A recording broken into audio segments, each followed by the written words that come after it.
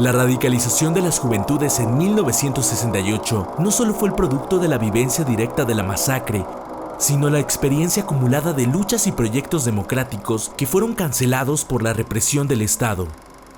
El desafío de las juventudes en algunos momentos presentó rasgos de insurgencia social. Frente a ello, el Estado mexicano modificó sus esquemas de seguridad, dando paso a un nuevo ciclo de violencia estatal. La detención, desaparición forzada de personas. Podrán decir, como se ha dicho en otras ocasiones, que se hicieron desaparecer los cadáveres, se sepultaron clandestinamente, se incineraron. Eso es fácil. No es fácil hacerlo impunemente, pero es fácil hacerlo.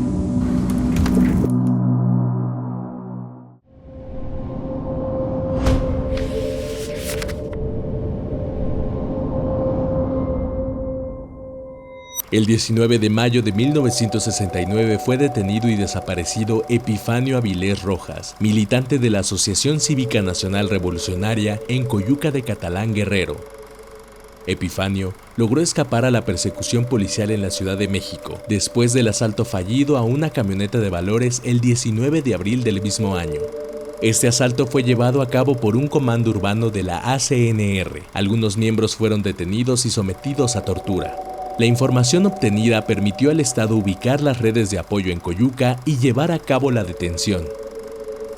Epifanio fue entregado, el 20 del mes, al general Miguel Bracamontes, jefe de la zona militar en Chilpancingo, Guerrero, quien a bordo de una camioneta lo trasladó a la Ciudad de México, desconociendo hasta el momento su paradero. Su desaparición se considera la primera de la contrainsurgencia.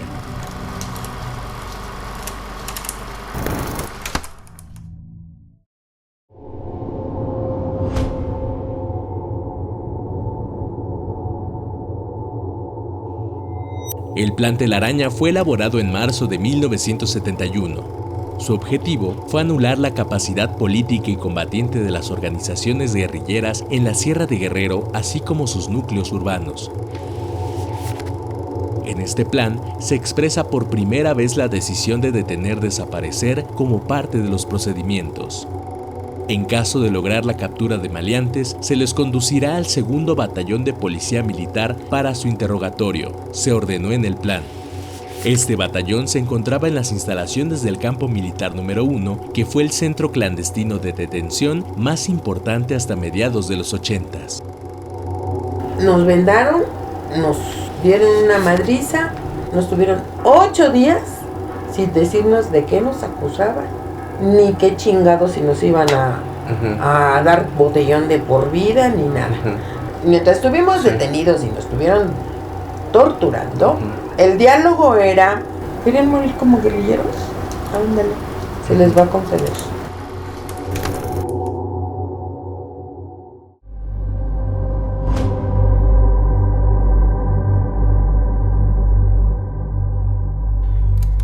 Durante los primeros años de la década de 1970 se fortaleció la coordinación contrainsurgente entre el ejército, las policías federales y estatales, formando grupos represivos clandestinos y públicos, como el Cuartel General contra la Subversión en Nuevo León.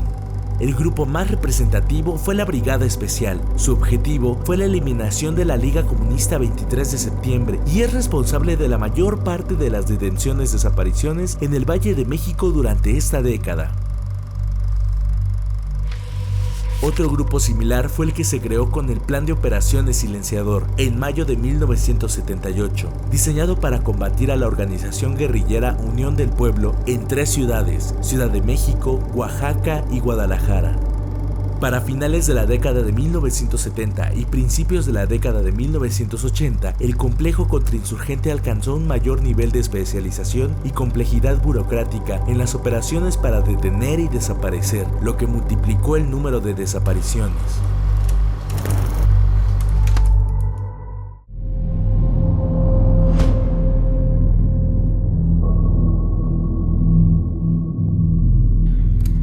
Fue con la Operación Cóndor cuando las violencias del Estado dejaron de utilizarse exclusivamente contra la insurgencia y alcanzaron a la población.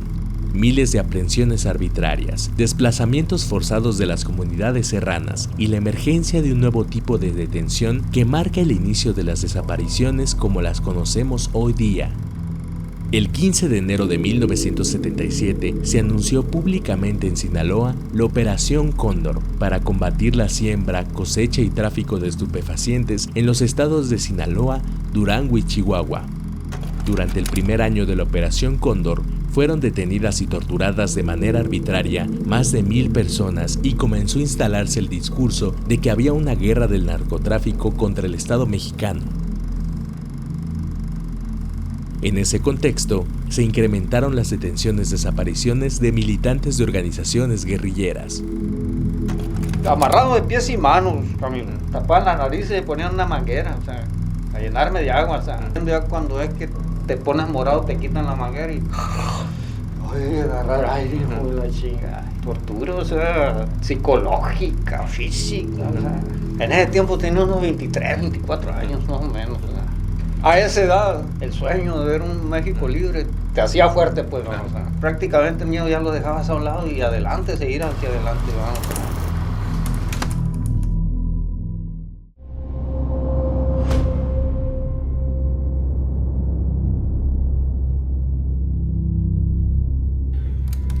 Personajes como Miguel Nazar Haro, Tomás Morlet Borqués y Mario Acosta Chaparro no solo coordinaron y ejecutaron la represión contra la disidencia política, también se enriquecieron utilizando las estructuras de seguridad nacional, permitiendo y fomentando los negocios ilícitos desde sus puestos en el gobierno.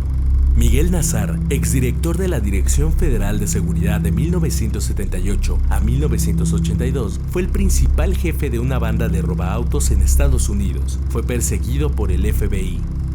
Tomás Morlet fue uno de los principales responsables del secuestro del agente de la DEA Enrique Camarena. Tomás salió libre y continuó al servicio del Cártel del Golfo. El general brigadier Mario Acosta Chaparro obtuvo sus mayores logros militares combatiendo a la guerrilla entre las décadas de 1970 y 1980. Fue acusado y procesado por desaparición forzada, delitos contra la salud y vínculos con el narcotráfico. No fueron los únicos militares y policías de la contrainsurgencia en integrarse a grupos del crimen organizado, poniendo el expertise adquirido en el combate a la oposición, incluidas técnicas de tortura y la desaparición forzada al servicio del narcotráfico. Entonces me vuelven a vendar. Ya no vimos a Nazar. Ya nada más, quién sabe quién nos desnudaba, nos amarraba las manos junto con las patas, así como matan ahora a los sesos. Igualito. Nos ponían las manos atrás, nos las vendaban y para asegurarse de que no fuéramos a hacer nada, nos ponían ese mismo lazo con las piernas y nos amarraban.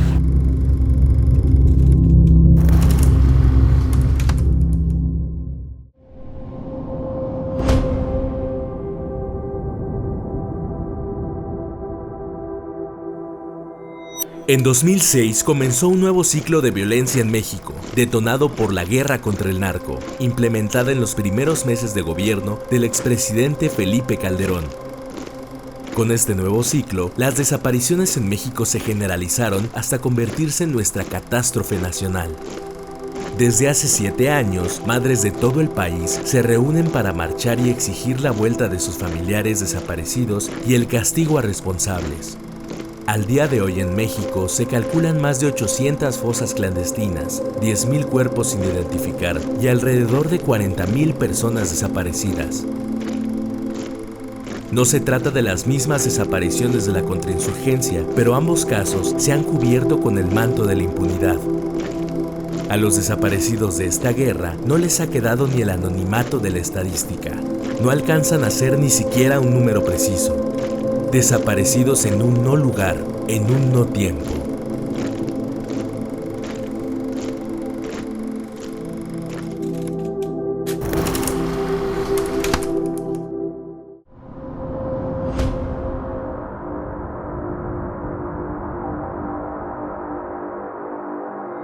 Junto con el nuevo tipo de desapariciones de la guerra contra el narco, las desapariciones forzadas contra disidentes políticos siguen llevándose a cabo como una práctica intermitente. Gabriel Alberto Cruz Sánchez y Edmundo Reyes Amaya fueron detenidos y desaparecidos en un operativo militar el día 25 de mayo de 2007 en la ciudad de Oaxaca. La detención se dio en el marco del primer aniversario del movimiento de la APO y de las movilizaciones para exigir justicia por las graves violaciones de derechos humanos que se llevaron a cabo durante el verano del 2006. Gabriel Cruz Sánchez, como muchos otros jóvenes de su generación, se sumó a una organización guerrillera a mediados de la década de 1970, la Unión del Pueblo, convirtiéndose en uno de sus dirigentes. Para mediados de la década de 1990, esta organización se había convertido en el Ejército Popular Revolucionario. Hasta el momento, Gabriel Cruz sigue desaparecido.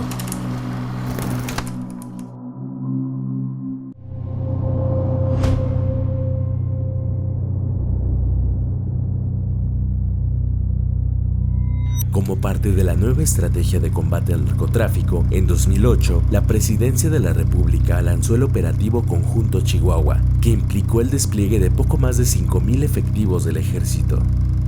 El crimen organizado había crecido en Juárez bajo el amparo de militares de la contrainsurgencia de los años 70, como los generales Arturo Acosta Chaparro y Francisco Quirós Hermosillo. Los grupos de narcotraficantes pronto se involucraron también en la trata de personas y el secuestro. Desde principios de la década de los 90, en Ciudad Juárez comenzaron a encontrarse cuerpos de mujeres. Principalmente eran jóvenes que trabajaban en condiciones precarias en maquiladoras en esa región.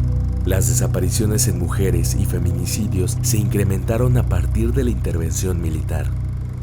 En un informe a la Cámara de Diputados en 2013, el gobierno de Chihuahua reconoció que entre 2008 y 2013 se habían registrado 1,818 casos de mujeres desaparecidas. Ciudad Juárez quedó atrapada entre la guerra de cárteles y la estrategia policíaco-militar del gobierno federal, provocando que los niveles de violencia alcanzaran niveles de crisis social.